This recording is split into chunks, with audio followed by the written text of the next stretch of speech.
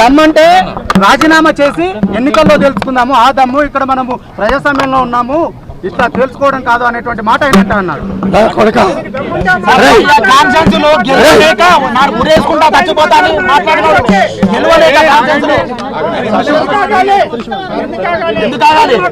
ఆయన కాన్సెన్స్ గెలవలేక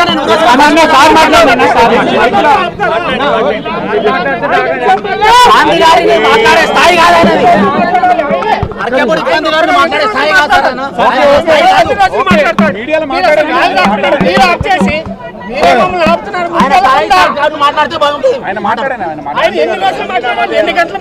by election అంటుంది కదా,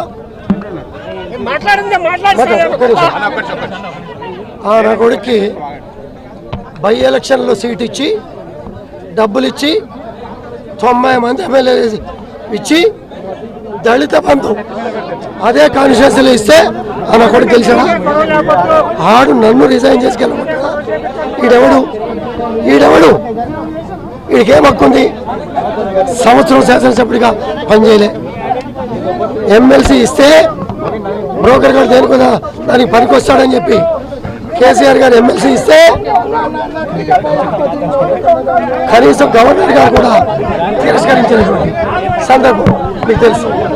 ఆడ కొడుకు బయటకు వస్తే ఇంకా కొన్ని విషయాలు చెప్తాం మీకు మాట్లాడుతాం. ఆయన ఇంకొక మాట అంటున్నారు సార్, మీరు 25 ఏళ్ళు, నేను 65, 65 ఏళ్ళు, మేము 35 ఏళ్ళు, మా ఇద్దరమే చూసుకుందాము, అనుచరులు లేకుండా